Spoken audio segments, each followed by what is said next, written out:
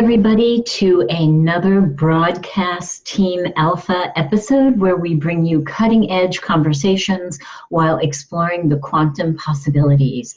We are Broadcast Team Alpha. I am your co-host, Nori Love, along with my co-hosts who are both authors, the world-renowned Aage Nost and the production and creative genius Tom Schaefer. And before we get started with today's interview, and it's an astronomical interview with Michael Schratt, I'm going to take a minute to invite you to connect with us.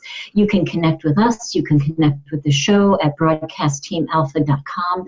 Please be sure to subscribe to our YouTube channel, and you can connect with us personally on the contact page at Broadcast Team Alpha.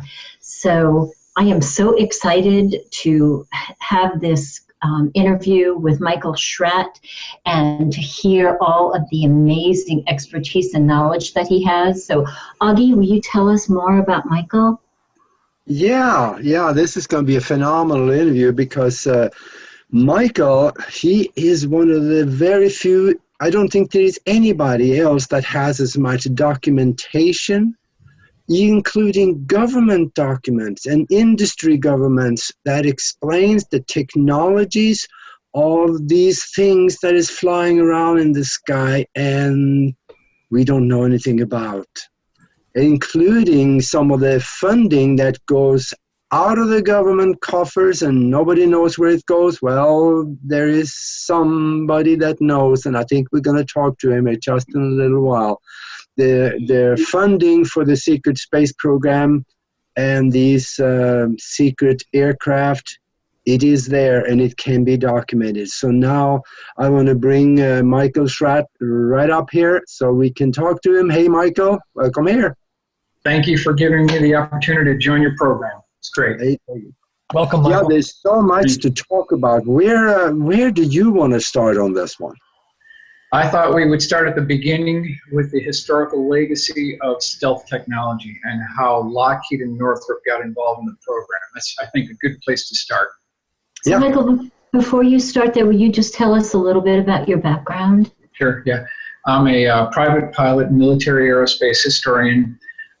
Basically, the primary focus of my research deals with classified aircraft within the military-industrial complex, specifically focusing on aircraft built, procured, and test flown along something called the Aerospace Alley. And that is from San Diego up Pacific Coast Highway into Hawthorne, California, going toward Burbank, and then taking a right turn on the 14, heading into Lancaster, Palmdale, Air Force Plant 42, Edwards Air Force Base in Mojave, California. So that whole group there, that Southern California area, that is something called Aerospace Alley, and that's where all the action takes place. Wow. Mm-hmm. I actually had an opportunity about 40 years ago when I got out of the Navy. A friend of mine lived up in an area called Elizabeth Lake and lived, actually, the foothills of the Mojave was behind his parents' property. And so we did some dirt biking right out there on the Mojave Desert. Mm-hmm. Sure, you got it. That's essentially there's three locations to look at where these things are being flown. Obviously, Air Force Flight Test Center Detachment 3, that's the spook term for Area 51. We've got Tonopah Test Range, and then Air Force Plant 42. Those are the three key areas where these things are actually based and flown from. Wow. Wow. Wow. Yep. And so really that's how I got started in it. I lived close to Chicagoland area, which was not too far from Oshkosh, Wisconsin, where they had the largest air show in the world. And I was just very curious what other aircraft might be out there that we don't know about. Since everything that you see at the air show could be decades old at this point. There could be something way beyond what we're seeing at our local air show. So I just started interviewing people who work at the Skunk Works, people who work for Northrop, people who work for McDonnell Douglas, those who are in the aerospace industry, and started piecing this mosaic together. A good friend of mine is Bill Scott. He's the former Rocky Mountain editor of Aviation Week and Space Technology. He had been with them for 25 years. This is kind of an insider who got a peek inside the black world.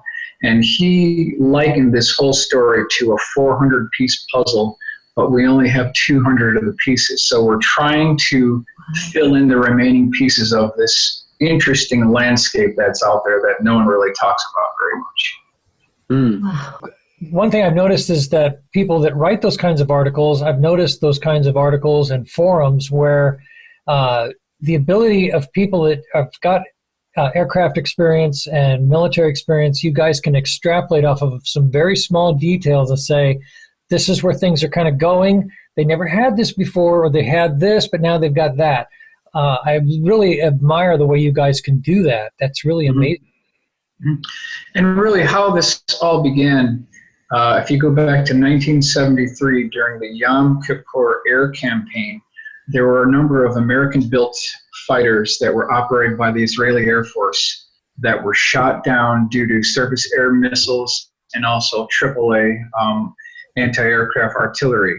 And so really, we lost a lot of pilots. Israelis lost a lot of pilots. We lost a lot of aircraft. This is back in 1973. So in 1974, the United States Air Force came to DARPA, which is the Defense Advanced Research Projects Agency, and they wanted to explore the feasibility of designing, building, and test flying a low observable stealth aircraft that could sneak in under the radar screen, bomb its target, and come back without being detected at all. So really there's two options. If you were going to rob a bank and there were two options, which way would you go? Number one, would you go in with guns blazing and shotguns and pistols and people running everywhere? Or would you come in stealthily?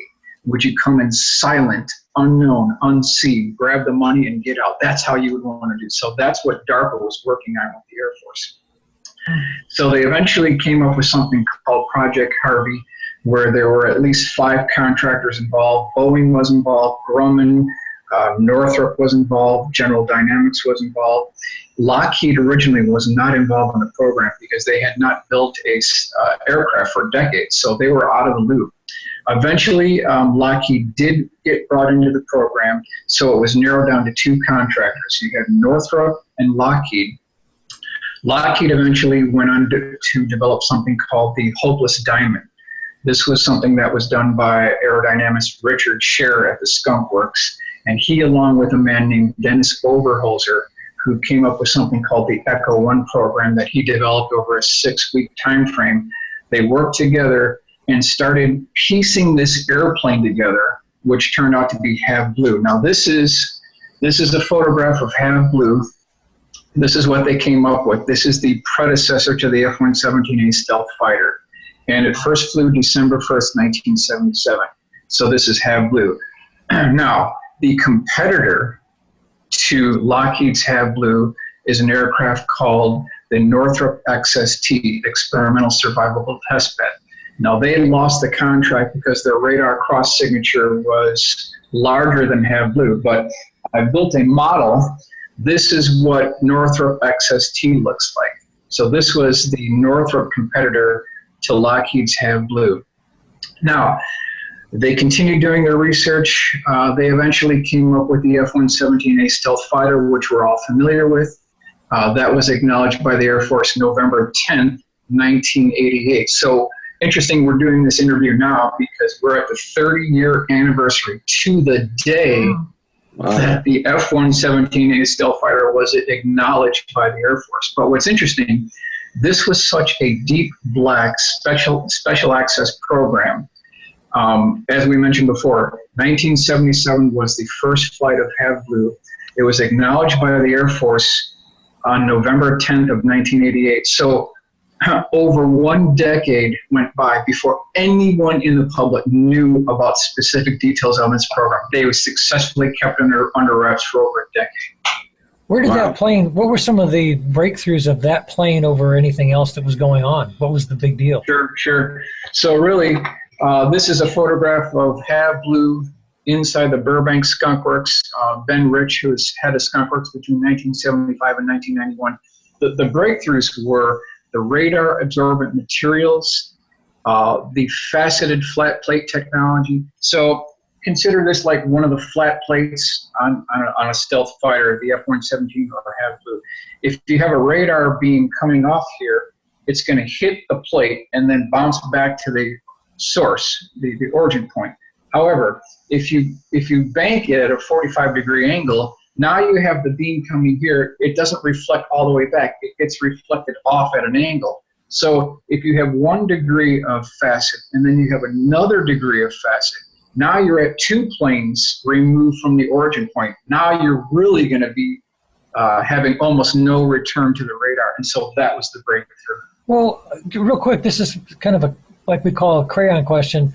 How does that, if you have a round surface on a fuselage, why does that reflect back then? Because you have kind of an infinite number of angles. Okay. Well, early in 1974, when Lockheed was developing this program, basically the computer capability at this time was not up to the spec where the B-2 stealth bomber was, so they had to use faceted flat plates. It was later in the B-2 that was rolled out on November 22nd, 1988. That's when they used that smooth contouring. And so from that point forward, we no longer have any stealth aircraft that have flat plates. They've all gone smooth contouring, continuous curvature is the word now. Fascinating. Well, then it kind of went back then to the curved fuselage. Then I guess what I'm confused by is why didn't they just stay with that to begin with? You're saying that a round fuselage the aircraft had, like an airliner has, or any aircraft has got a round fuselage. Wouldn't they return? You've got the horizontal stabilizers, you've got the wings, you've got the engines sticking out there. If you look here, the engine inlets are kind of integrated into the fuselage itself, and the engines are set back into the fuselage and then buried down. So there's this S-shaped duct where the radar enters the inlet, but then gets baffled by this S-shaped duct, and so there's no return. In an airline, you've got this exposed turbine blade, and the radar beam just comes right back. So that's the difference, really. Yeah, and that's why airplanes are using the transponder with a code on it, because if you turn the transponder off, then you get primary signal only, and that is very weak, even on airliners. A lot of times out there, if I lost my transponder, they can't see me. So, yeah, that's absolutely right. One other quick thing I wanted to mention here, and I've got a copy of it right here. This is Gung Ho Magazine, February 1988. And in the back of this article, this is an article that was written by an alias of a man named Al Fricke. That's an alias. The actual person behind this was a good friend of mine named Jim Goodall. He's another aircraft researcher. He was good friends with Ben Rich, but let me just read you what it says here. Now, Jim Goodall interviewed a number of Lockheed Skunk Works people who worked on black programs. And I'm just going to read you a quick quote. So here, let's just put it this way, explained one retired Lockheed engineer. We have things flying in the Nevada desert that would make George Lucas drool. Okay? I remember that quote. Just think about what that means. Yeah. So what are those things? Yeah. Well, one thing we could talk about here, this is a article from Las Vegas Review-Journal, and the date is 3/20/94. The subheading is Groom for Secrecy, Groom Lake Toxic Burning Alleged. So what are they talking about here? What's going on? So when you're developing a stealth aircraft, there's a lot of chemicals, there's a lot of resins, there's a lot of excess radar absorbent material that's involved with doing this. And this article really does a good job breaking down what's going on. And it turns out that once a week, basically on every Tuesday, there'd be these 55-gallon drums that would be loaded onto an 18-wheeler tractor trailer. And this tractor trailer, full of all this toxic chemicals, would be driven from Burbank Skunk Works all the way up to Area 51. And then over it, and you can see here, not sure, but you can see that there's these burning pits right here. And I've got a photograph here. This is a photograph of Area 51 taken somewhere in the 1960s. and there's a residential area here.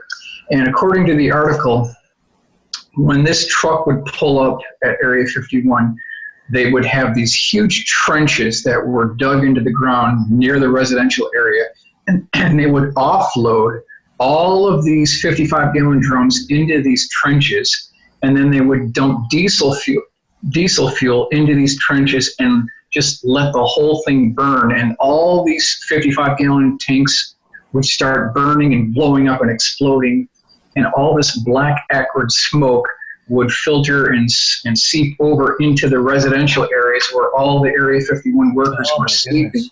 And that's how they were sick. There's been lawsuits.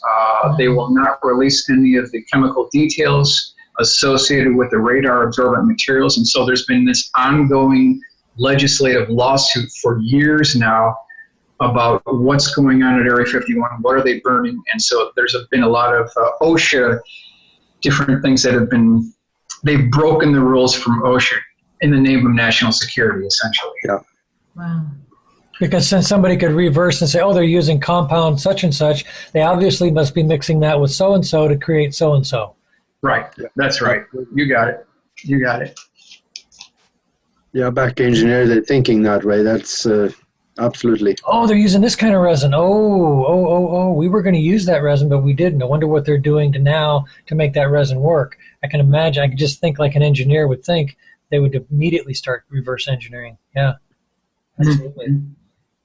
So to get into some of the aircraft here, I definitely think we should talk about the Black Star program.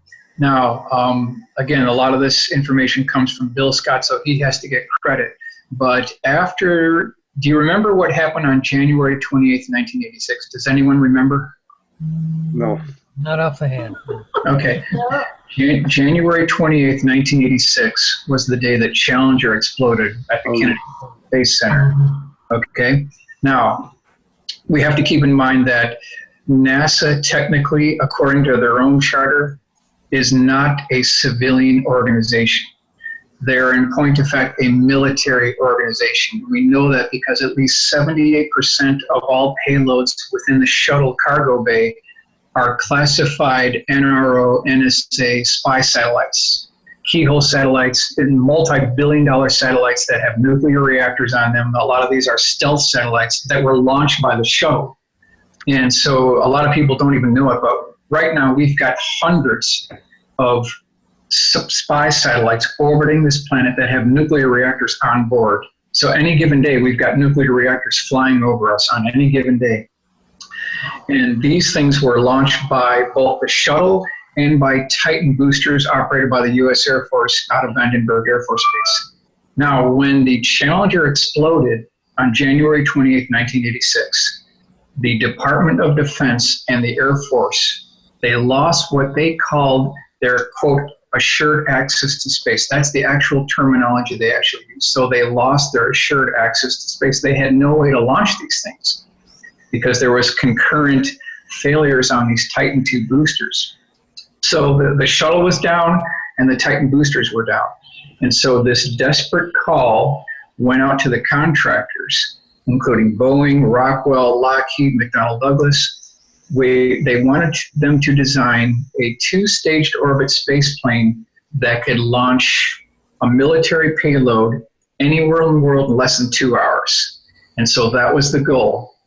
And what they came up with was the Black Star program, and this was a two-staged orbit space plane. I've got the technical drawing here. This is what the aircraft actually looked like. Kind of difficult to see it, but it's comprised of a large mothership that's 200 feet in length, has a 120-foot wingspan. It's all light color. This is part of the secret space program that we certainly want to cover here. It has a crew of 3. There's a command pilot, there is a co-pilot, and there's something called a launch control officer. He is the liaison between the mothership and the parasitic aircraft. A smaller aircraft fits on the bottom of this aircraft in what's basically called a cavity, and this parasitic aircraft fits up inside this cavity. And it also has canards that can move forward and backward for high speed and low speed flight. And what they would do is any kind of a typical mission. I've got another illustration here. This is a drawing that illustrates what the smaller craft looks like. Oh, wow. There were two different versions of this, a two-man version and a one-man version. This is a hypersonic aircraft using two linear aerospike engines that are buried into the back of the aircraft. The whole bottom of the vehicle is completely composed of space shuttle tiles, abrasive thermal resistant tiles. There's these 1-foot grooves on the bottom of this to direct airflow and to increase the strength of this aircraft. This was seen in 1994. There was an incident at Kadena Air Force Base where we think the mothership and the parasitic aircraft had a collision. It had to make an emergency landing at Kadena Air Force Base, and that was brought back to Holloman Air Force Base, where an F-15 pilot saw this thing being unloaded from the back of a C-5 Galaxy. And I've got that illustration here as well. This is what it looked like when it was being unloaded from a C-5 Galaxy. You can see this here. Wow. So essentially, we're looking at a hypersonic lifting body blended wing configuration that has a crew of one. We mentioned before there's two banks of these linear aerospike engines. It also has these shotgun shell sections in the back of the aircraft where you could load a solid rocket booster. You mentioned aerospike. Well, maybe explain what that means. Yeah, a linear aerospike engine is similar to a rocket engine, but it doesn't have an external nozzle like a Saturn V booster does. The nozzle is kind of a tapered cone where the shock waves can propagate off, and it's something developed by Rocketdyne Corporation, Aerojet. So that was what this thing was powered by. Wow. And essentially, on a typical mission, let's say that Reagan wanted to target something and he wanted to do a reconnaissance mission. So the pilot of the Speedy, or experimental orbital vehicle, he would be loaded into the bottom section of the mothership, which is called the XR3, and then they would take off from Area 51. They would take on a magnetic 349-degree heading over Alaska at about 25,000 feet at Mach 1.2. He would be airdropped from the belly of the mothership. And then he would essentially ignite the engines. He'd be flying over northern Russia at about Mach 7 at 150,000 feet, make a left-hand turn. Now he's heading south. He'd be going over the Mideast, looking at Israel, looking at all the hot areas in the Middle East. And this would be about, say, Mach 8 at maybe 200,000 feet. Now, this thing also has the capability of hitting the upper reaches of the atmosphere, so it's called a skipper or wave rider. It can dip down into a low atmosphere configuration and then get back up again. So it can skip on the upper reaches of the atmosphere, make a left-hand turn. You're over China area, you're the Asia area. Once you hit Hawaii, you make a left-hand turn, and then you fly back to Area 51. Now, all this takes place in less than 2 hours. That's a typical mission. Wow. They got So we had this capability after the Challenger explosion. Sometime around 88, 89 is where this thing was tested. Early 1990s, it probably went operational. At this point, it may have been scrapped or mothballed. We don't know exactly sure where it is right now, but it believes that this aircraft did go operational. We know this because in 1990, the SR-71 was retired.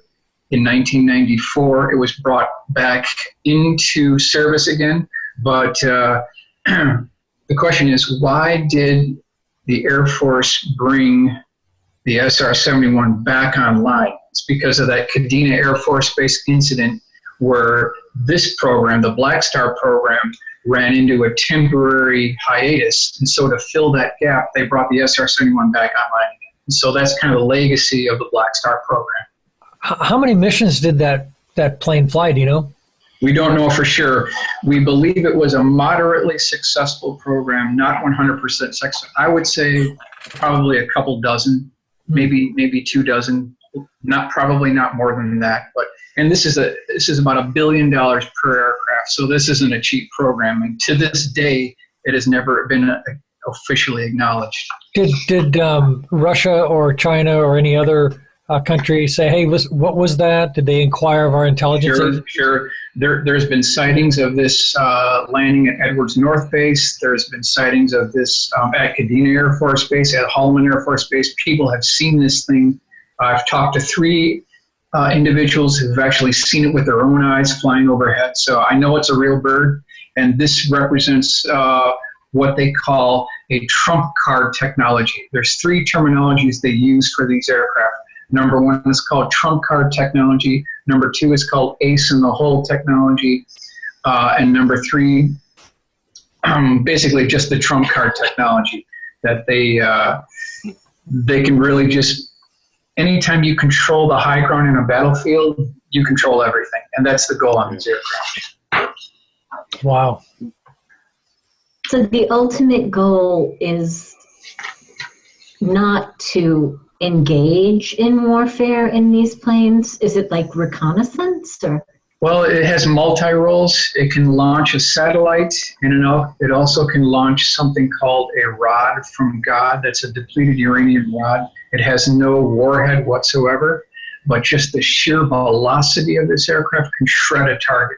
No doubt about it. It can just take out a target. So the way it was described to me from Jim Goodall is, anytime you hear about a conflict or anytime you hear about something affecting the national security of the United States, don't worry about it. We got it covered. So don't worry about it. So you can sleep at night. We've got assets that can neutralize virtually.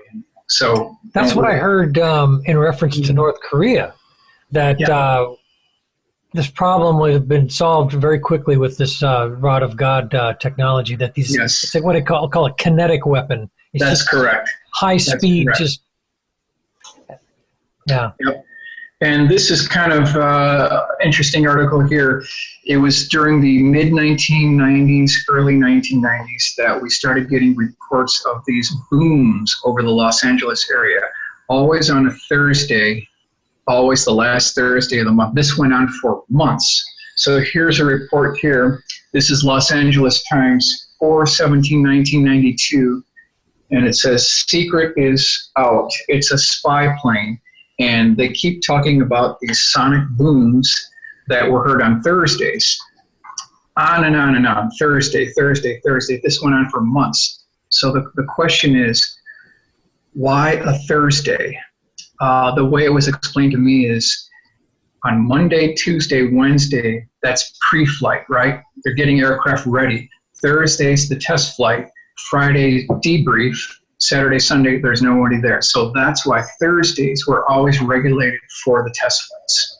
I heard another guy talk about the same thing with Area 51, that before they really backed off the accessibility and they annexed that additional land, that was the day to go out and see some of the strange UFO-like technology being tested was on Thursdays. So it's probably the same thing. Yeah.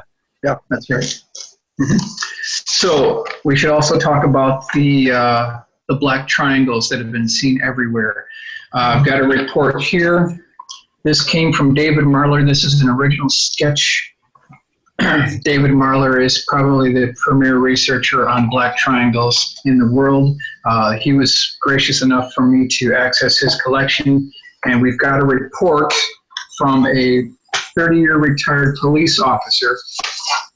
Now, this is August 25th, 1990. This is what he saw coming out of a Fleetwood Mac concert back in 1990. Wow. So he's getting out of the concert. There's thousands of people. He's on his way home. His wife is sleeping on the passenger side. Off to his left, coming out of this dark, misty cloud, is this aircraft. A 100-foot per side flying triangle, completely black. It had one light at each of the corner, and then it had this indented section on the upper part of the center. Now, embedded within that indented section, there was what looked like a cross-beam and girder construction, like a truss bridge. this is like the 12th time I've heard of this particular cross-beam and girder construction. So there's 12 other cases. But he also wrote a 2-page report. We don't have time to go into the whole thing here. But let me just read you one real quick sentence of what this gentleman said here. It says, please keep in mind, it is 23 years since my sighting. And some of the detail is now a little fuzzy. And then he went on to say here, he describes the craft. The side of the craft appeared to have several illuminated windows, and at one of the windows I saw 2 to 3 figures that appeared to be human. Certainly nothing about the figures made me think they were anything other than human, reinforcing my belief that the craft was a military project. So here we have a police officer downright stating that he believes that this was a man-made craft. Yeah. And so I built a scale model of what he has seen as it was coming out of the cloud. Here you can see the internal components, the cross-beam and girder construction in here. And so this is just one important triangle case from the 1990s. Now, do you know enough about, we've heard a lot of this about the triangle vehicles, that they use spinning mercury, similar to the Nazi Die Glocke, the bell, that it's the boiling mercury spinning, creating vortices. Is that the kind of technology they're using, or did they come up with something else?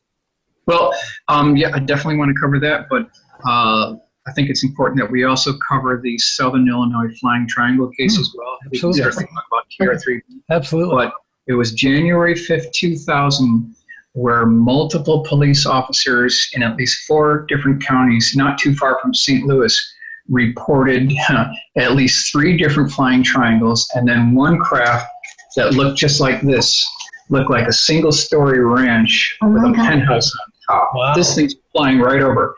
Primary eyewitness was a man named Melvin Knoll. He was a truck driver. He owned a miniature golf course. And so he's coming back to check on his golf course, and this craft flies over his golf course very slowly, makes kind of a turn, and then just flies away. And he saw the whole thing. Other officers said that they saw a kind of a diamond-shaped craft, a triangular-shaped craft, something that looked like an arrowhead. That was also seen. This is another craft that was seen. This all took place at daylight, at nighttime, but I've got a daytime illustration. Again, you see this white light at each of the center. There was a red light kind of near the center of the bottom of the craft. But then some of the police officers said that the bottom of the craft looked like stacked Legos. It almost looked like kind of like pipes that you would see on the bottom of something. All these pipes and cylinders on the bottom. This is a interesting article here. This is from Collinsville Journal, January 16th, 2000. It says, officer says he is 98% sure object was an experimental or military craft. And what he described seeing was this right here. Kind of difficult to see it, but he saw a triangular-shaped craft, and what he described, I think, is very, very interesting. And I've got the quote right here. This is directly from the officer here. Officer Stevens stated that the craft tried to camouflage itself against the night sky and was projecting the star field above it on the underside. So what it was doing is, picture this big craft above you, and it's taking the star field above it, electronically transferring that onto the bottom of the surface, allowing it to blend in with the background. And so that's what this thing was doing. We're looking at a man-made technology here. Wow. So, yep, it's a very interesting, it's called electrochromic panels. This is something that Popular Science back in 1995 had talked about, but decades earlier they already perfected it. Amazing. That's amazing. This is another case that I think is important to talk about. This is the Belgium Triangle case. This is 1989-1990, where at least 5,000 eyewitnesses in Belgium reported a black triangle. Now I've got, this is what the craft looked like. You can see it had tubes, pipes, and cylinders on the bottom of it. It made a low-frequency electrical humming noise. You can see the white lights at the bottom, one red light here at the center section. The witnesses reported that there were beaming lights coming out from the bottom of this craft that were shining on the ground below, and these things were twice the size of a football field, just flying silently by. But what's interesting here is that they reported a low-frequency electrical humming noise like a transformer or like a sewing machine. That's the exact same description that the police officers made on the Southern Illinois Triangle case. And then the Hudson Valley Boomerang case, 82 to 89, they also reported this low-frequency electrical humming noise as well. But what I want to bring to your attention is that this craft right here, it could go from 280 kilometers per hour, according to the report, to 1,800 kilometers per hour in less than 1 second. So it was making a 40G turn in less than 1 second. But you think that this would crush a pilot, but according to the research we've done, and we can talk about the magnetic field disruptors that take out the mass, thereby taking and reducing the G field, they have the technology. They've made the breakthrough. They've done it. Wow. They've done it. Yeah, no doubt about it. They've done it. They've made the breakthrough. There is a scientist called Paul Laviolette that actually explained this anti-gravity technology that has been affected by both the Russians and now the Americans. And he says when you reduce the gravity like that, it works on every molecule of your body. So when you move the craft and the molecules of your body are moved at the same speed, so there's no lag in the body of the person. Yep. This is another case that came from David Marler. This was seen in Madison, Wisconsin. This is November 22nd, 1985. This basically quietly flew over the primary eyewitness, and he said that it had pipes, tubes, cylinders on the bottom of the aircraft. Just read you really quickly what this gentleman said here. Now, this craft was seen by a Wisconsin state employee hovering silently over Highway CV 15 miles northwest of Madison, Wisconsin. The object was approximately 40 feet across and 90 feet in length. According to the eyewitness, the underside of the craft resembled, quote, the back of a refrigerator, like a collection of condensation pipes that ran back and forth. After gliding over the witness's vehicle, the craft departed at a tremendous speed and left no sonic boom. This is back in 1985, so we've done it. We've got the technology. We've made the breakthrough. Wow. So where do you think that came from? That technology? This is a model that I made, which shows you this craft here. You can see all the condensation pipes running back and forth. So that's this guy here. Where do I think it's made, or where do you think it's actually produced? Is that the question? Well, obviously, there's a lot of theories out there that this is all reverse engineered from Roswell and other incidents, other craft. So I was just curious as to is this also a human effort that maybe they figured it out on their own, or do you think this is a combination? Okay. Well, if you go back to the Have Blue and the Northrop XST, it was good old-fashioned American engineering. I don't think there's an alien component to this. Because that's a bridge that's very hard to go down, and there's no physical evidence to make that connection. Personally, I think it's good old-fashioned American engineering, but I leave that other thing about a 5% because I think 95% of what we're seeing out there is our own military aircraft. The remaining 5% represents the core of reality of this phenomenon. Basically, good old-fashioned engineering. It's just looking at it for 25 years. That's the conclusion that I've come to. So, what do you? I guess I touched on this earlier. So, what are we looking at? What are they using to achieve anti-gravity? What's the principle? Okay. Yeah, sure. We can go into that. Now, when these things were flying over, like the one we just talked about here. So, what are these pipes? What are these cylinders? What's the purpose of these? The way that I've basically concluded is what they're doing is they're turning the entire bottom of the craft into a superconductor.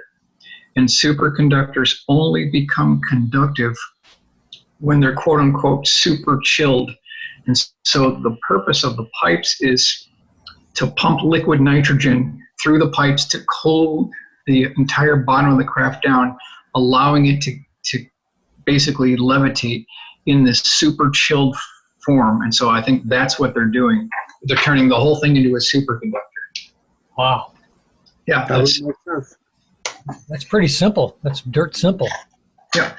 Got another report from the QFOS, which is Center for UFO Studies, and this is 2457 West Peterson Avenue. This is March 5th, 2003, and this is Helena, Missouri. Gentleman saw this craft flying over his house, and I've got the notation here. This is what the gentleman said. It made pictures fall off my living room wall and shook the whole house as it flew by. But he also said that this thing had rusty rib ridges. It had this crossbeam and girder construction. It looked like this thing was held together by rivets from the Golden Gate Bridge. So I'm thinking this has got to be a man-made technology. This is not anything alien. This is one of ours. You know, why would aliens use rivets to fasten? Right, exactly. Yeah. Exactly. Yeah. You know. Wow. Yep. Have you been able to find anything that leads back through Werner von Braun, back to the German round wing aircraft, the Haunebue 1, 2, 3, and possibly 4? Have you found any connection to what I'm familiar with those terms. I feel a lot of that information is suspect, but I do think there's some type of core of genuine parts to that story. The reason why I bring this up is because Jane's Defense Weekly did an article, and they talked about something called the Dawson Report.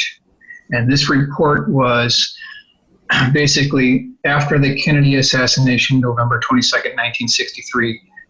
For some reason, the British government put all their stealth technology they got from Nazi Germany, they bound this up into 3-ring binders and gave it to Washington.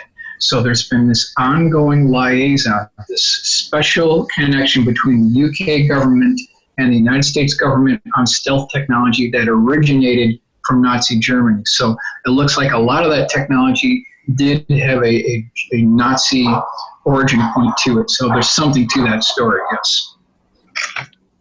Yeah, because the Thule engine and the red mercury that they were using, counter-rotating magnets and so on inside of it at 30 to 60,000 RPM, that created the effects of the Glocke or the bell. And they did fly that thing. There are old videos that have showing that they are creating the anti-gravity, or should I say redirection of gravity effect. Yep, I'm familiar with Joseph Farrell's work, and yes, I think that the bell did exist. You were talking about liquid mercury, cesium-525, which is that radioactive isotope, and they were talking about the counter-rotating drums.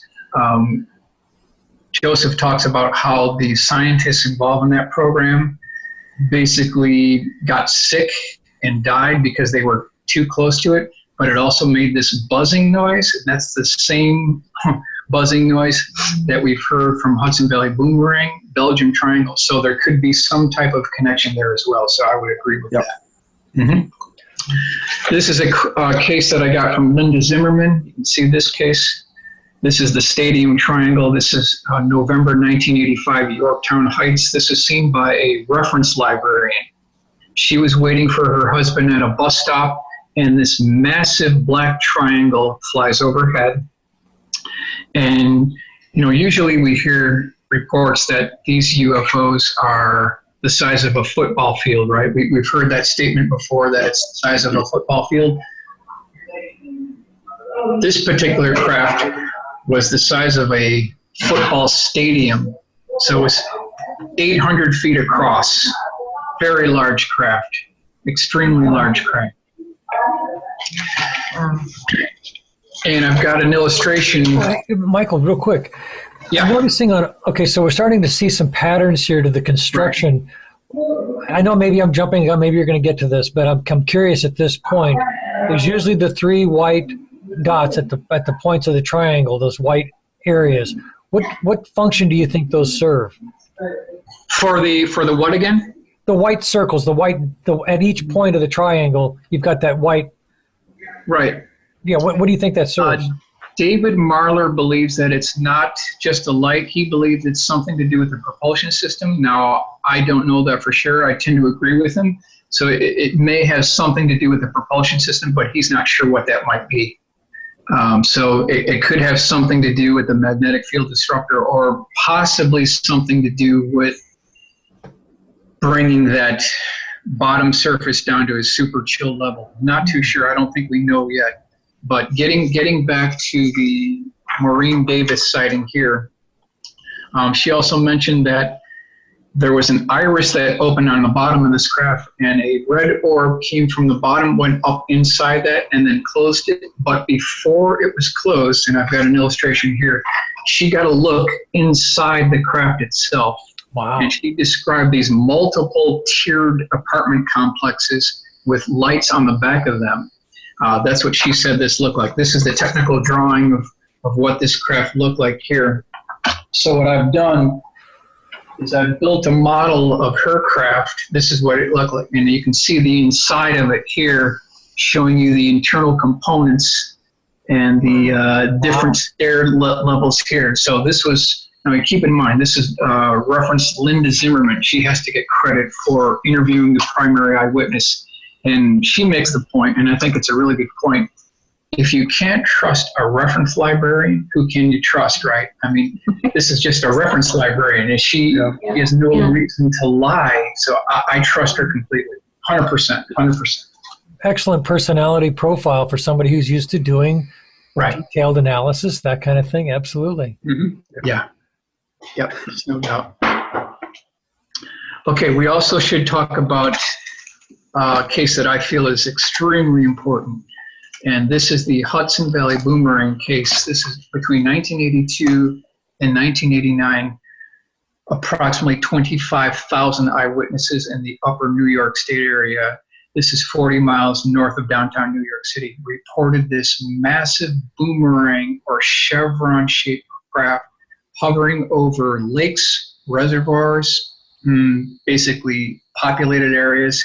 It was seen multiple times on Ferris Day nights over the Taconic State Parkway. This is an illustration of what this craft looked like. Here it is hovering over the Taconic State Parkway.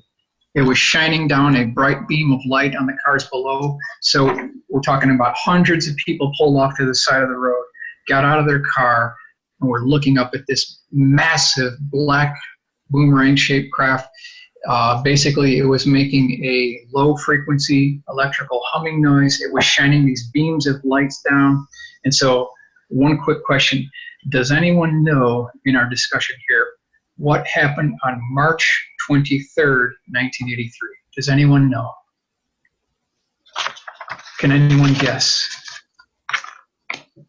That was the day that Ronald Reagan gave his address to the nation on the SDI program. He launched Star Wars on that day. 24 hours later, one day later, we had these massive craft flying over the Taconic State Parkway. I think there could be a connection between Reagan's SDI and these craft. I was about to ask you, what would be the purpose of exposing these craft to public witnesses, these police officers and these other incidents, the various shapes and types? And now you just answered that question, that this was a just a little unveiling, a little exposure to kind of get the message across. Sure. Yeah. Sure. The way it was described to me by Bill Scott is basically, in a nutshell, they're conveniently using the quote-unquote extraterrestrial phenomenon as a cover to hide their own deep black programs. Now, the CIA has been doing this for decades. Why would they stop now? Because anytime there's a sighting of one of these craft, the very next day at the supermarket checkout, you'll see the tabloids, and they're using that to cover their own deep black programs. So This is a very interesting, convenient way that they use to hide these programs by pinning it on something else. I mean, these guys are good. These guys they are professionals. They're very good. Getting back to Hudson Valley boomerangs, this is what eyewitnesses are reporting right here. This big, gigantic boomerang-shaped craft. You can see the tubes, pipe cylinders. You can see the transparent panels. People that were below this craft said that they could see up through these panels, showing the internal crossbeam and girder construction on the inside of this craft. What's also interesting is that the lights on this craft that were multicolored, there were reds, there were blues, there were greens, there were different shades of amber colors, but these things would flash in sequence up and down the wing of this craft, all in sequence. It wasn't haphazard. So there's an intent, there's an intelligent design to these craft as well. Now, another thing that took place, July 24th, 1984, a large, massive craft was seen over the Indian State Power Plant for about 20 minutes, where there were 12 security guards with shotguns pointed at this thing. This happened multiple times. We had reports of a helicopter gunship that flew after this craft. And so this is July 24th, 1984, a very significant sighting. In 1983, near Kent, New York, February 26, 1983, a woman by the name of Monique O'Driscoll just came out of a dinner engagement with her daughter, who is also named Monique. And so they're driving back home. The daughter sees this light. They start chasing it. And then this craft flies directly over their car, and they had the radio on. As soon as the craft passed over their car, the static on the radio took place. And then this thing hovered over a frozen lake called White Pond. It made a 180-degree flat turn and was shining these multicolored lights, and she could see the reflection on the ice below of the bottom of the craft here. And so this is the model of her craft as this thing flew over here. Wow. Okay? And just a really good eyewitness report. And we've got the actual newspaper clipping here. Here's Monique O'Driscoll describing the craft. And this is September 28th, 1984. We don't have time to read the whole thing here. But let me just read you what, this is what Monique O'Driscoll said. This is directly from her eyewitness testimony. Quote, "And not one sound from this thing, something that size, if it had been an airplane, it would shake your windows out. I could see the underbelly part. It's solid. It had metal type work like cross beams and tubular things hanging down here and there. I was so close I could have thrown a ball and hit it." So that's her testimony on what she said she saw. So you can see now, we've looked at 3 separate cases where these tubes, these pipes, these cylinders, these cross beam and girder constructions are on the bottom of these vehicles. We're absolutely looking at a man-made technology here. There's no question about it. And even though that the craft may have different shapes because of what's underneath already, you can see it's really technologies. Imagine once you get that technology perfected, you can make any shape you want. That's true. That's true. Now here's the March 24th, 1983 Taconic State Parkway. So here it started down at Millwood area and was snaking its way up the Taconic State Parkway over to Yorktown Heights. And so what they were reporting is this craft right here. Once it parked itself over the Taconic State Parkway, it made a flat 180-degree turn like it was on a turntable. So it didn't do one of these B-2 turns like a B-2 stealth bomber, but it just did this flat turn like on a turntable. Now that's something that ultralights and planes flying in formation can't do. So we're looking at something completely different. We're looking at a man-made technology, not planes flying in formation. Oh. So much of this happened in the 80s. Yes. Mm-hmm. Because after the Have Blue program in 1977, when Reagan took office, the 81 Reagan military buildup between 81 and 87, that's where a lot of these programs really just started going off the charts. At one time, at the height of all this, we were spending $100 million per day on these black aerospace programs. It was absorbing so much money, it was unbelievable. Wow. And then, of course, we have the head of the armed forces came on the day before 9/11 and said that they were missing $8 trillion. And then there's accountants coming out of the Pentagon saying that, no, that's not right. It's $9 trillion missing. So where did that money go? Of course, into programs like this. We also heard reports that it's even more than that. It was almost like 50% of our GDP has disappeared in some of these dark projects. Yeah, it's unbelievable amount that's just totally gone missing. I've got another report here. This is February 17th, 1995. A gentleman was driving to work in the morning, and he was being chased by this elliptical shaped craft that was about 40 feet across. It had a notch at the back here, but then if you look closely, you'll see these tubes, pipes, and cylinders on the bottom of this one too. So that's case number 4 now. Here's the actual newspaper clipping of what this craft looked like. This thing departed at a slow rate of speed, but that's what he reported. And then, to take it one step further, we've got this report here. Gentleman was going to work on his motorcycle. This is 1994. And he noticed that the motorcycle stopped dead. He looked up and he saw, again, tubes, pipes, and cylinders on the bottom of this craft. He was bathed in all this white light. This is the newspaper clipping. This is what it looked like when he was under it. Basically, he had to push his motorcycle 3 miles home. And then when investigators got to him 2 weeks later, this one guy was getting ready to light a cigarette, so he brought a lighter out of his pocket. It was one of these metal lighters. As soon as he brought it out of his pocket, it jumped out of his hand and went right to the gas tank. The entire motorcycle was magnetized. Wow. When he got back. So this is what he saw flying over his motorcycle. So this big pyramid-shaped craft flew over, and you can see the tubes, pipes, and cylinders on the bottom of this craft. So this is case number 5 for that one.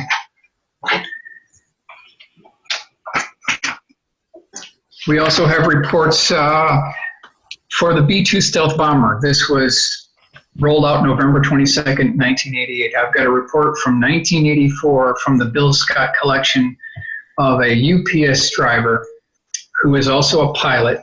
He was driving north on Highway 375, not too far from Area 51, so he's going this way. Way off into this distance, there was something approaching him in the opposite direction, and it was a very interesting flying wing configuration. This is what the craft looked like as it was flying. So he's driving his UPS truck.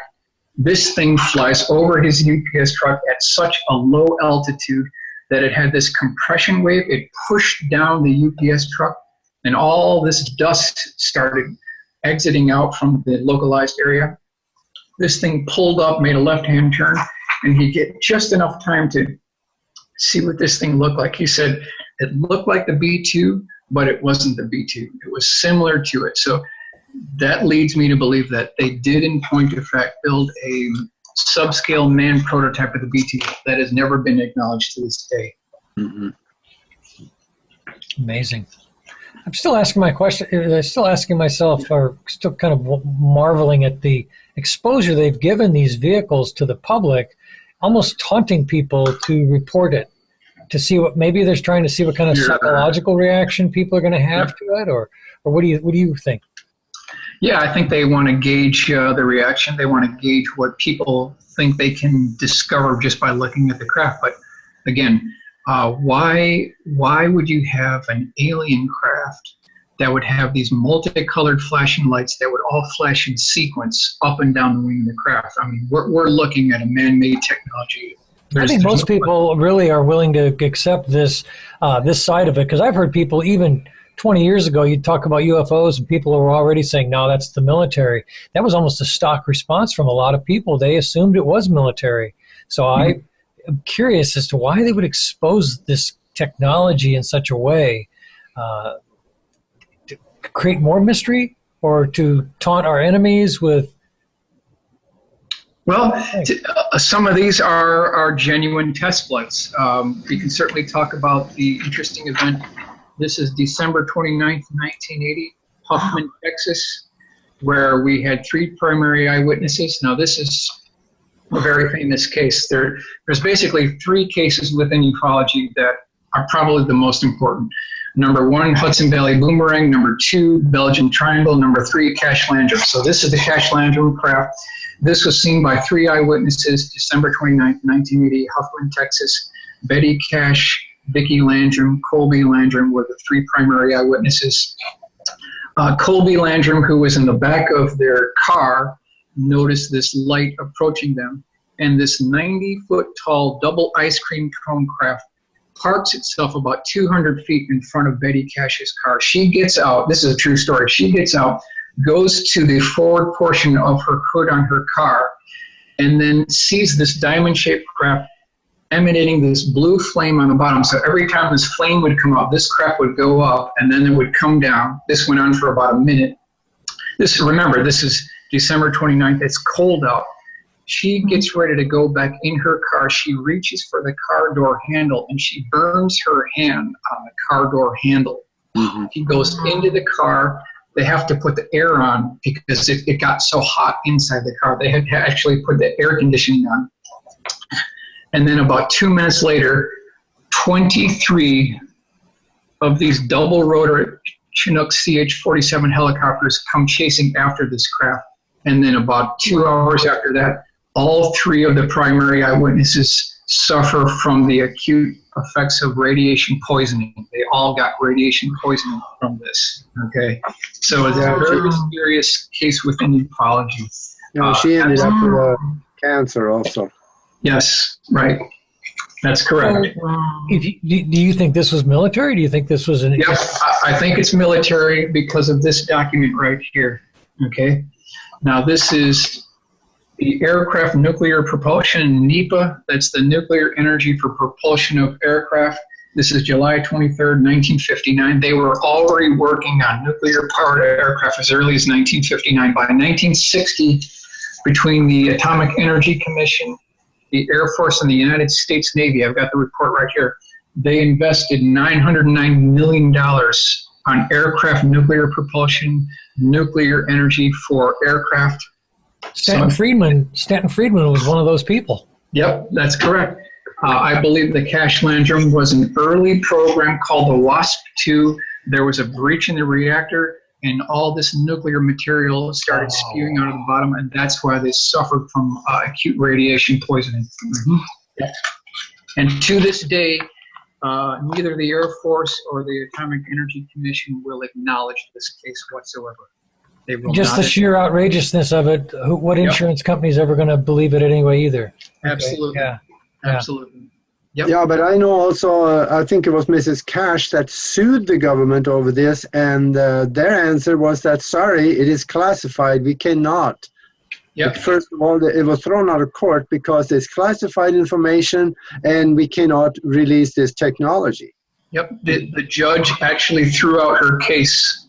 They threw the whole case out, so she never technically had her day in court. Yeah. But her case lives on as the premier UFO encounter case within ufology. It isn't the #1 case, period. It's gone down in history. Yeah. Very good case. This is another case that I got from QFOS.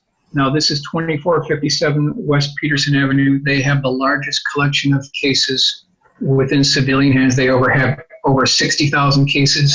About 10 years ago, I spent a 3-year period going over all 60,000 cases. I pulled out only the best cases that had a sketch and a text to go with it. So this was a family that was on their second floor balcony. This is Venezuela in 1972. when this strange elliptical shaped craft flies by, there were two of them. It had these exhaust pipes at the bottom here that were emanating these flames.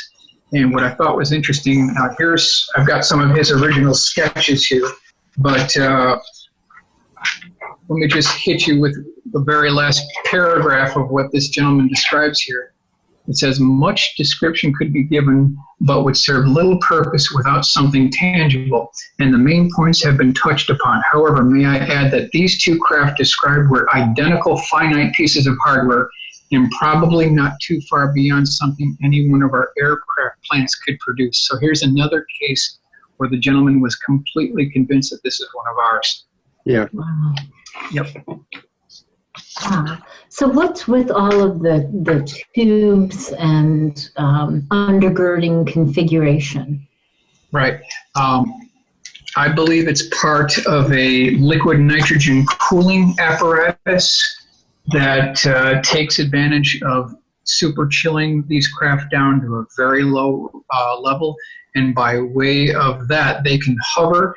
And in some cases these things are using a nuclear reactor on board, and they're flying these over populated areas, and so that's why they're trying to cover it with an extraterrestrial phenomenon, making everyone believe that it's something otherworldly, when in point of fact it's one of our programs, paid for by our tax dollars. There's no congressional oversight and no public scrutiny whatsoever.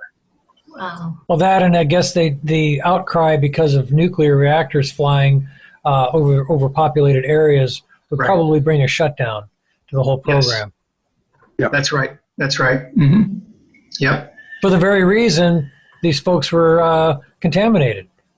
Mm-hmm. Yeah. See, they're never going to discuss Cache Landrum because it points back to them. Just the fact that there were military helicopters, at least 23 CH-47, there was a Sikorsky Sky Crane and one gunship there, so we know there's a military involvement. And this is not the first time that this has happened. There's been other cases where we've had these choppers that were either ushering or chasing after these craft with absolutely military involvement, no question about it. And the craft wasn't trying to escape, it was all part of the same scene. Yes, that's correct. That's correct. Yeah, it wasn't trying to escape, that's for sure. Mm-hmm. Do we have recent sightings of similar craft, or? We've got in 2002, Richard Dolan talks about a craft that was seen not too far from New York City that outpaced the F-16s. On the Belgium case, they released the F-16 onboard radar.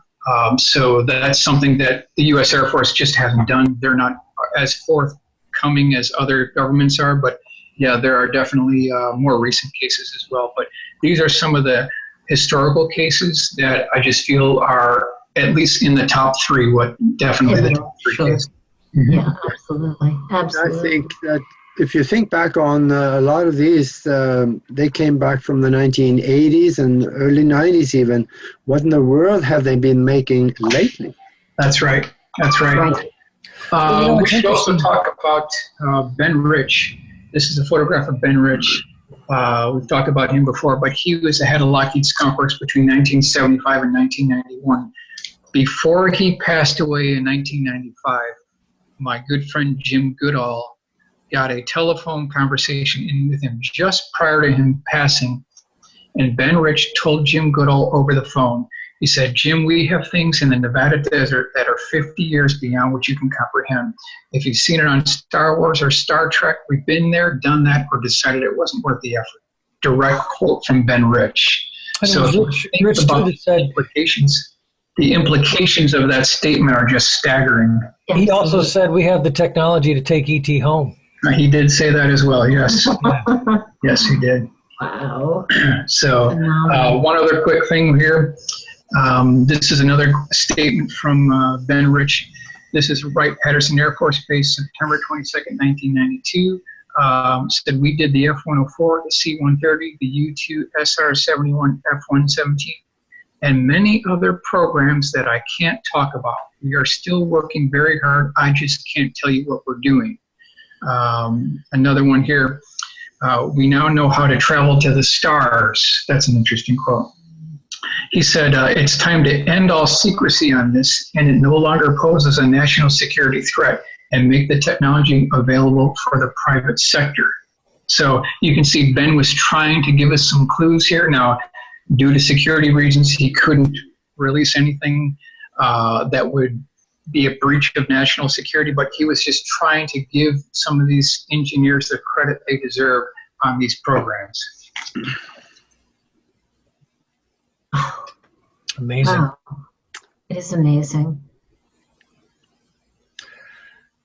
I think too that there is evidence actually of alien or flying discs that has crashed. In fact, there are German documents which I've known about since I was back in Europe before I left, that Germany had their own Roswell incident back in the mid-1930s. And they were back engineering some of that, and that's probably from where they got the technology to start building the Hanebus.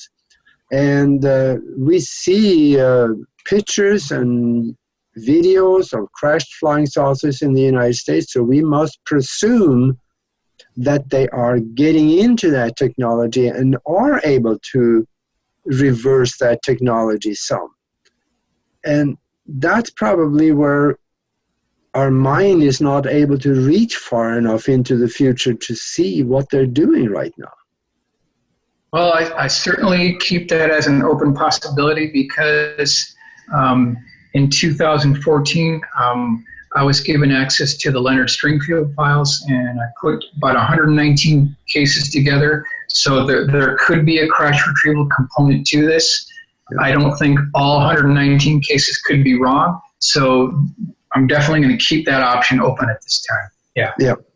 Yep. You know, recently, Corey Goode and David Wilcock and a few of their compatriots released a movie called Above Majestic.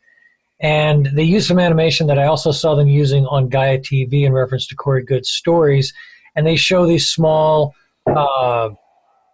commuter bus style sized craft that were, obviously anti-gravity craft going to the moon. Have you heard about any of this kind of technology where it's been reduced in size to kind of a commuter vehicle, to a small, like a bus or a van sized craft? Not a commuter vehicle, but according to Ben Rich and his statements, I don't discount it. I don't discount it. Absolutely, I think we've made the breakthrough. They've got the technology. In fact, I've got newspaper clippings dating back to 1954 where they were already working on ways to crack the gravity barrier. So this is way before Apollo 11. And you factor in what the NEPA program was doing, vintage 1959, 1960, and then also the new newspaper clippings from 1955. You put that all together with the black budget funds that were done during Reagan administration, we have definitely got craft that they have never acknowledged. Probably some estimates, it could be a dozen up to 24 aircraft from the Reagan administration that have never been released. I think that's an accurate number. So it's been told to me that when you hear about an X-plane, like an X-47 or an X-50, there are twice as many X-planes than are actually publicly acknowledged. So we're probably up to X-100 at this point. We don't even know what those other 50 are, so that's what we've been dealing with here. Makes you kind of wonder why they kept all the public-facing space programs that utilized all this antiquated technology. Was that just to maintain the cover? Yeah, I mean, Ben Rich also said that aerospace design has passed the brute force stage, so they're just not using liquid rockets anymore. That's just an obsolete technology developed by Nazi Germany prior to the beginning of World War II, essentially. Well, the Chinese had rockets for fireworks, so rockets have been around a very long time. But why would they waste so much money on these public-facing space programs? Because it's profitable for the defense contractors to do it. Rockwell, Lockheed Martin Space and Missiles, they're still cashing in on this. F-22, you can talk about the F-35. The F-35 is 7 years beyond its scheduled operational date, and they're $162 billion over budget. So it's still profitable for these contractors to build these obsolete aircraft, and that's what they're doing. But on the side, they're siphoning some of that money onto these other black programs, and that could be this craft here, that Belgium Triangle craft, that was seen 1989, 1990. So that could be just one of the aircraft where some of that money was siphoned off and put into these other programs. Sure. Getting back to Black Star program, I've got the actual seismological readouts from, this is kind of hard to see, but these are the printouts from the USGS. They're all on Thursdays, and they're always generally the last Thursday of the month. You can see it right here. That's the seismological printout. This one is 13092, 717. It's not the space shuttle, not the SR-71. There's this boom, and then about 100 seconds later, there's another boom, all heading toward Area 51, all on a Thursday, the last Thursday of the month. But in this case, this is 1/11/21/91, Thursday. The subheading here is bingo. It must have been an American bird. They didn't want to work on Thanksgiving Day. So in this case, it wasn't the last Thursday of the month, but the Thursday prior to. So you know that it's got to be one of ours. You know it's got to be one of ours. So, and this is the track. This is the actual track of where these aircraft were flying. So they were going over Catalina Island. They were booming the Los Angeles Basin, going over Edwards Air Force Base on their way to Tonopah Test Range in Area 51. So that's the flight path that these things were following all throughout the early to mid-1990s. The impunity, they just didn't even care. That they no, they didn't. Yeah.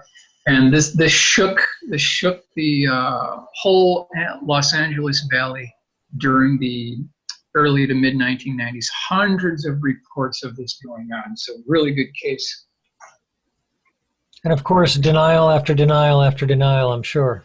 No doubt, no doubt. Yeah.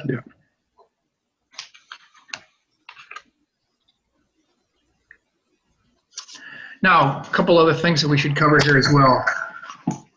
Is now, not all of these could be man-made. I'm leaving that 5%, but we've got a case that dates back to 1958 involving the aircraft carrier, the USS FDR. So this is 1958, not too far from Guantanamo Bay. Now, this is kind of hard to see, but here's the original sketch of what was seen. A 200-foot-long cigar-shaped craft that was parked over the USS FDR with about 24 naval officers. What time of year was this? Time of the year, I late in 1958, so it could have been late September, November, sometime in there. Interesting. And they reported that this craft was about 200 feet long. It basically had multiple kind of like square windows on the bottom. I've got it blow up here. There's the square windows. But then there was these maybe 5'10" humanoid-looking beings looking back at them, and one of them was actually waving back to the people on board the aircraft carrier. So this is a documented case. Wow. So, I can't deny these cases either. So, was that first contact or a secret program where they were waving to their buddies? Yep, it could be. So we've got these cases on file, and I can't deny these cases. They're part of the historical record. So it's something that just can't be denied at this point. So we've got that case on file. I've got a case. The humanoids. Did they say any more about humanoids? Were they us humanoids or other types of humanoids, or? A lot of these look like military pilots, or they're dressed in these one-piece tight-fitting flight suits that are all white, but they definitely look human. Okay. This is the case in 1986 in Alabama. So this woman is driving home after a dinner engagement, and she hears this boom. Her car starts shaking. She pulls off to the side of the road, and she sees this craft about a quarter mile to the right of her. So she drives nearby, and basically what she sees is a craft that's about 260 feet in length. It's 70 feet high. It has a door that was closing from right to left, and on the left wall of this craft, you can see here, There were tubes, pipes, and cylinders on the left-hand wall of this craft. It had basically 24-inch by 24-inch square reflective polished mirrors on the bottom, and then it had a gondola at the bottom here with people wearing these one-piece tight-fitting flight suits, and the same people were on the upper section here. But what I thought was interesting is she looked inside one of these portholes, and she could see what looked like bulkheads and rivets fastening this craft together. So here's another case of these rivets and casters. Amazing. So there's plenty of evidence that points to our military or a something military industrial complex at work here. Mm-hmm. Oh, for sure. Getting back to that 2003 case, here's what that gentleman saw when it was flying over and knocked the picture frames off the living room wall. So he just described these rivets and cross-beam girders holding this whole thing together. So that's like case number 7 now of these girders and cross-beams. Wow, it looks like bridging. Bridge work, yes. Yeah. Yep, no doubt.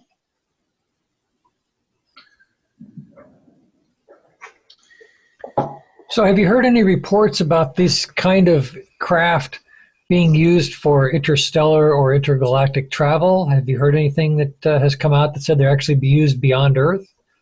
Only from what Ben Rich said, and this was confirmed by Jan Harzan, International Neutron Director, and then Thomas Keller, who was there that day, where Ben said that we know how to travel to the stars and there's an error in the equation. So if that's true, and if they did make a breakthrough in 1954 timeframe, it's certainly conceivable, it's possible that they could be going to outside our solar system. Now that's very hard to prove, but it's certainly within the realm of possibility. We can't discount it at this point because according to Ben Rich, they have things that are 50 years beyond what we can comprehend. Something that could go exosolar would fit within that 50-year time frame. So, Sure. Yeah.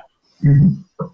Yeah, I believe it's entirely possible. Think about that for a second. In 1903 is when the first airplane flew that we know of. Sure. 66 years later, we were told that we landed on the moon. So that's just about 50 years. So if we expand that 50 years into the future, from now, we could perfectly well be traveling to other galaxies. Good point. Especially if they've tapped into jump or wormhole style technology that allows the time-space dilation, etc., to be jumped. There's no limit then. All you need is supplies. You got it. This is a interesting report talking about the budget. So this is Secret Ledger hides military projects. Pentagon black budget has tripled under Reagan. The date on this is February 8th, 1987, so height of the Reagan buildup. And they have a chart in here which I've reproduced, and I'll just break this down real quickly here. You can see the spending that was done. So for fiscal year 1988, it was $51.1 billion. That was the Air Force budget for 1988, of which $19.1 billion was classified black budget programs. So this is just to track the different programs. And one way that you can actually, here's the reproduction right here. And this shows you the cost breakdown. So in fiscal year 1988, for agriculture, it was $26 billion. Transportation was $28 billion. Pentagon's black budget was $35 billion. So we spent more on black budget funds than we did on education or agriculture. Yeah. And one way to track these programs is to request a document. And we'll just go over it right here. This is a document that you can get from the Library of Congress. You can just walk right into the Library of Congress and request this document. It's called RDT&E Programs, R1. That stands for Research, Development, Tests, and Evaluation Programs, R1. And there's one for the Air Force, one for the Navy. And what you can see is You can see all the program element numbers right in here, and then the code name here. And so what you do is you take the total amount and you subtract the knowns, and what you're left with is the black budget. So that's how you as a taxpayer can track the black budget. It's all free of charge. You can just walk right into the Library of Congress. Well, it sure makes you think. Yeah, it does. Amazing, Michael. You've really given us some amazing information today. The way you brought together all these different cases, it shows a lot of research work that's gone into this. How long have you been doing this? How many years? Too long, way too long. So just to review then, so on the very far left, you've got the program element number, then you've got the code name. And so just read off a couple of these things here. See that the problem is they don't tell you specific details. Like here's one called Centennial. There's one called Have Flag. There's another one called Seek Eagle. There's one called Omega. But they don't give you what the cost is. So it's one of these black programs. Here's one called Senior Citizen. No information on it. So there are literally hundreds of these programs scattered throughout this document that you could try to track down. So it's a lifetime's worth of research. And those names are always so cryptic. And then when you find out what they really are, it almost becomes humorous sometimes, yes, what they decided to call it. That's correct. That's correct. Yeah, Project Mockingbird, which wound up to be a disinfo campaign. Just, yeah. Mm-hmm. Yep, you got it. You got it. That's right. So essentially, that's what we're dealing with here. We're dealing with a level of technology that is way beyond what we could comprehend. Anything that you see at a local air show is 30, 40 years beyond what we really have. They have made a breakthrough.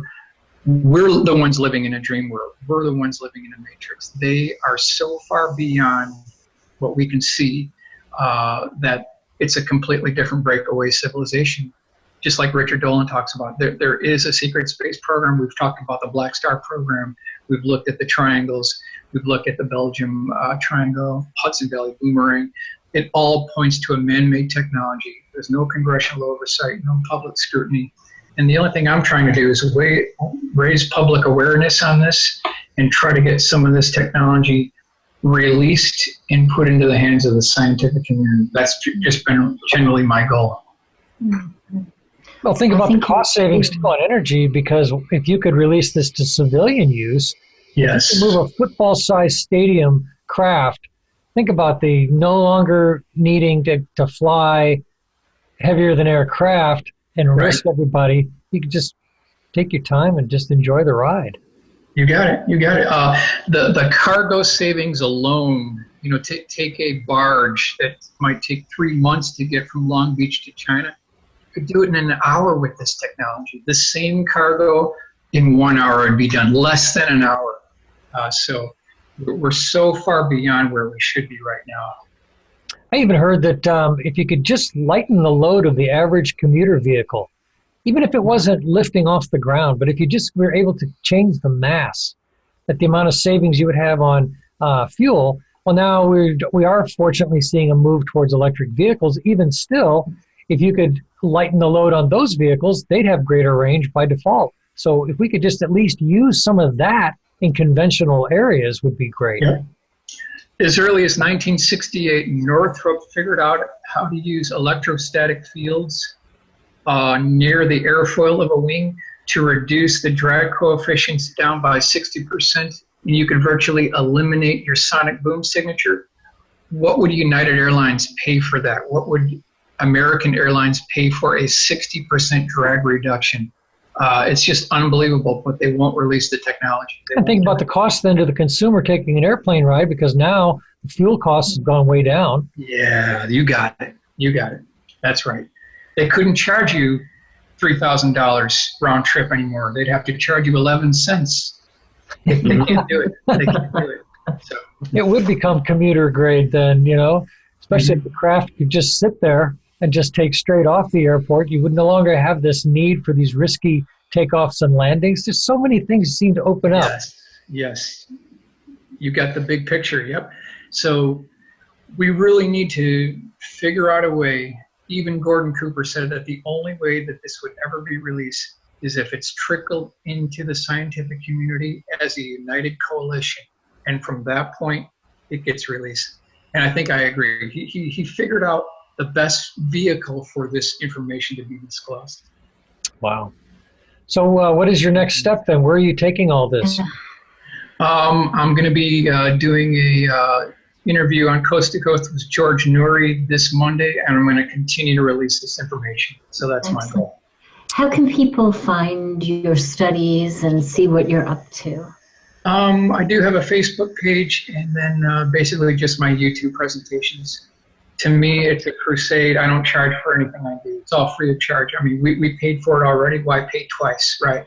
So it's a crusade, and that's what I'm all about. Just getting the information out. It was a pleasure and an honor to have you today getting this important information out. Thank you so much. Thank you. Thank you, Michael. Yeah, this is great speaking to all of you. Anything we can do to help you, that's the way we are with all of our guests. If there's something we can do to help facilitate that, this interview will be going out in the next couple of weeks, so we'll have that out, and anything we can do to help. But we love this kind of information. Thank you very much. That'd be great.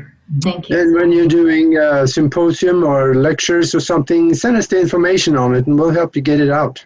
Okay. Thanks a lot. Appreciate it. Definitely. Thank you. All righty. Well, thank you again, Michael, and we'll see you next time. Thank you very much. Take care. Thank you. Okay.